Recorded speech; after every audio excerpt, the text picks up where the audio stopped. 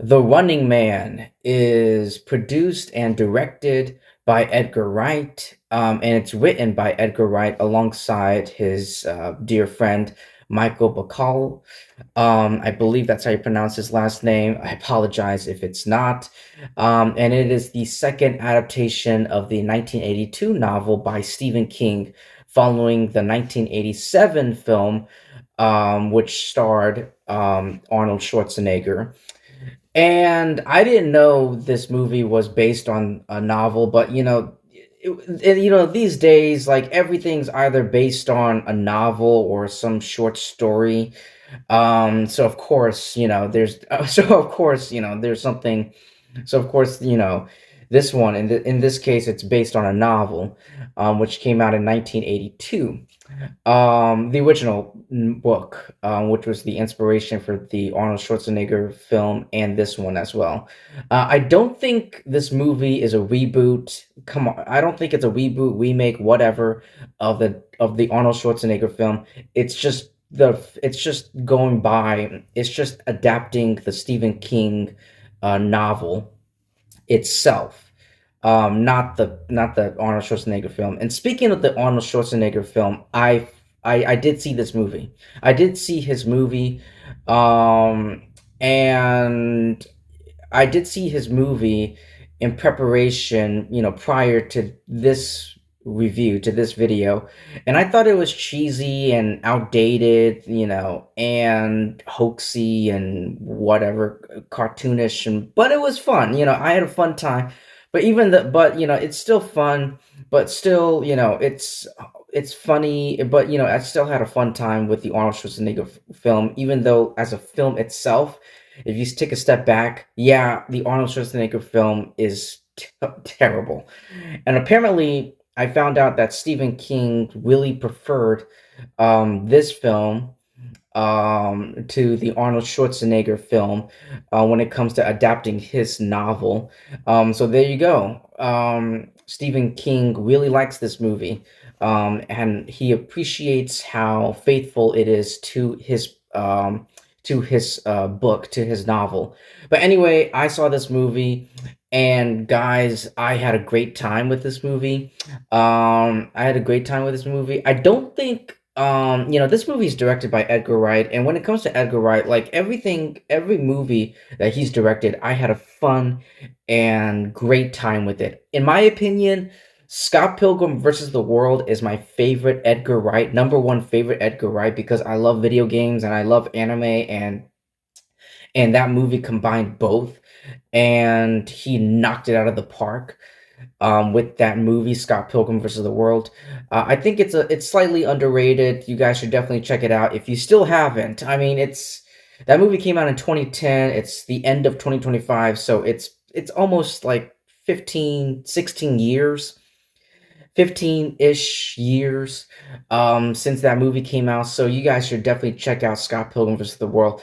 And while you're at it, go ahead and check out all of his movies because that he's directed, because they're all great. I mean, this man directed A Fistful of Fingers. That's the one, a fistful of fingers, and The Adventures of Tintin are the only two movies from Edgar Wright that I still have not yet to see, but everything else, well, actually, no. Now that I'm thinking about it, I haven't seen the Sparks Brothers. I haven't seen the Sparks Brothers. I that's the okay. Never mind. It's the Sparks Brothers, The Adventures of Tintin. I do remember seeing. I do remember to this day. 11. I was Well, he didn't direct The Adventures of Tintin. He wrote The Adventures of Tintin. But anyway, I still haven't seen that movie. But A Fistful of Fingers and the Sparks Brothers are the only movies that he's directed that I have not seen. But he didn't direct Adventures of Tintin. He wrote that movie. He wrote that movie, but still, but whatever. I'm gonna include that movie. I haven't seen Adventures of Tintin, but everything else I've seen. I've seen Shaun of the Dead, Hot Fuzz, The World's End, Baby Driver. Oh my god, Baby Drivers was so fun and exciting. I still remember that movie, man. John Bernthal. John Bernthal. Um, who is it? Not Lily. Is it Lily? Lily, not Collins. Lily James. There it is. I knew it was Lily something, but not. I was like, it's not Lily Collins.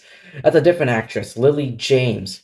Lily James, Jamie Foxx, Elgort. I believe that's how you pronounce his name, something like that.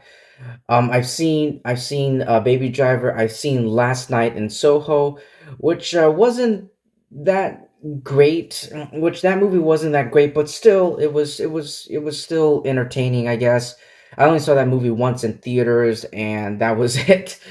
Um, but anyway, everything else, like I had a great time. I had a great time when it comes to his movies. I don't think now that I've finally seen The Running Man, I don't think this is one of his best films. Like I said, I gotta watch A Fistful of Fingers and the Sparks Brothers and see if those movies are like better than Scott Pilgrim vs. the World or better than The Running Man.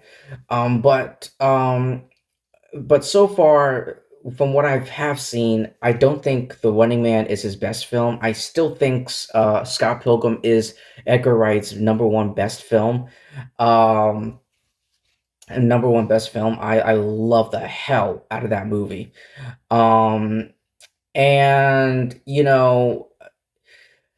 I love how this movie is, from what I heard, because I haven't read the novel, but from what I heard, from people like Stephen King himself, this movie is very faithful to its source material, to the novel, um, and this movie has some intense action, extravagant, moments and scenes that will keep you entertained, and locked in for the ride.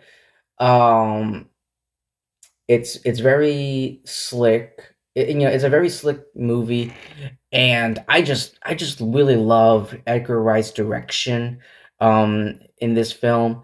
His direction and the performance given by the cast members, Coleman Domingo was like acting the hell. It looked like Coleman Domingo looked like he was having a great time performing in this movie.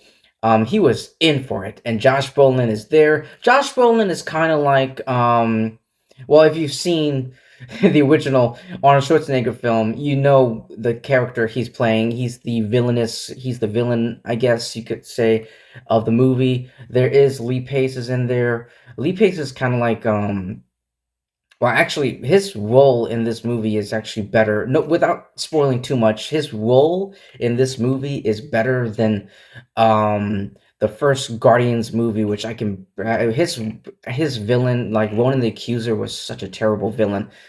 Um, but there's that, and but yeah, like Glenn Powell, really, like the performances given by each of these actors, and especially the one and only Glenn Powell, he was acting the hell out of this movie, and he did a great job. And this man is in great shape. Like, I don't know if he did some sprints or some running himself, but he was in great shape for this movie, and he was just it was great seeing him, seeing Glenn Powell um kicking a lot of ass in this movie.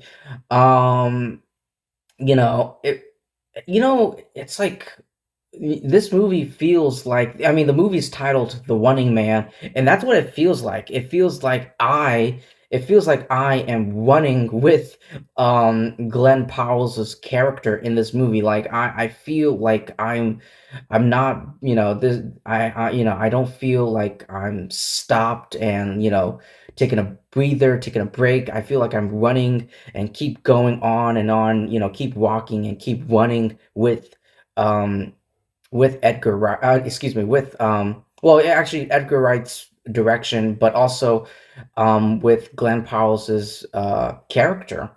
I'm just, going along with the ride with Glenn Powell, and I love it. It's like it's like an adrenaline. It feels like watching this movie, I wasn't born. I felt like I got hit with a shot of adrenaline or an endorphin rush. And there's so much power in this movie. Um, but it's definitely obviously, yeah, 100%. It's a vast improvement over the Arnold Schwarzenegger film, which I get. Again, it's cheesy. The original, like, Arnold Schwarzenegger film was cheesy and corny and outdated for its time. It was very 80s. The music and the effects, it was very much outdated in 80s, you can tell, but like this is definitely a massive improvement over the Schwarzenegger movie. Um um, but yeah, like that's pretty much all I have to say with The Running Man, directed with Edgar Wright's The Running Man starring Glenn Powell. Um I mean, there are, if you look very closely and if you listen very closely, you can find a lot of things in this movie, like logically speaking, you could nitpick, like plausibility wise, you can nitpick, like that this doesn't make any sense or that doesn't make any sense. But it's probably for the best to not, nitpick too much, but yeah, you could definitely nitpick. There are a couple things there. Um, I mean,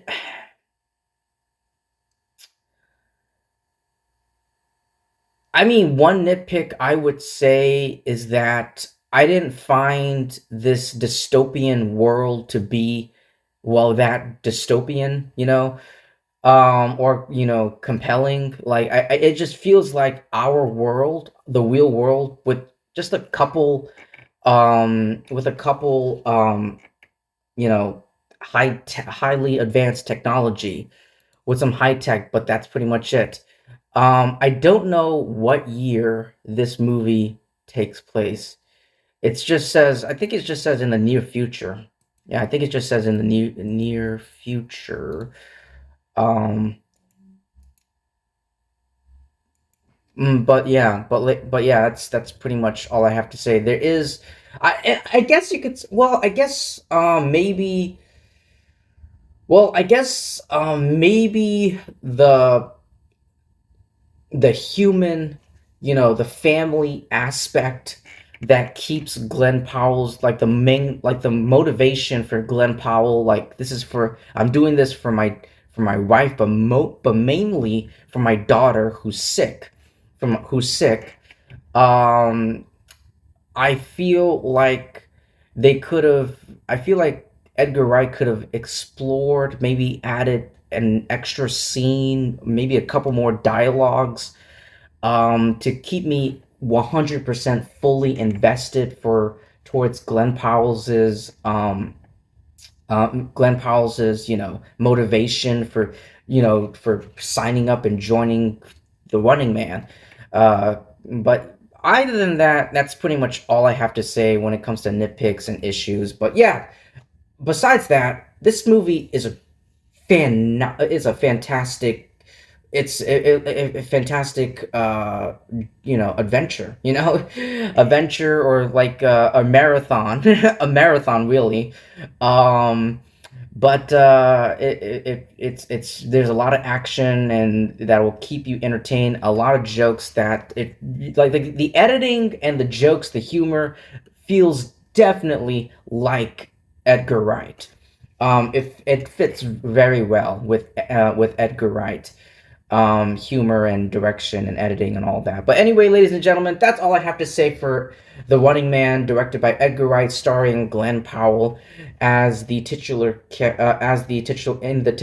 role of this movie. But anyway, that's all I have to say, ladies and gentlemen. Please like and subscribe. Definitely subscribe to my YouTube channel because that would help me and my YouTube channel out a lot. Thank you so much, everyone, for taking time to listen to my review, my thoughts. Please like and do all that great stuff, and I'll see you in my next video. Peace.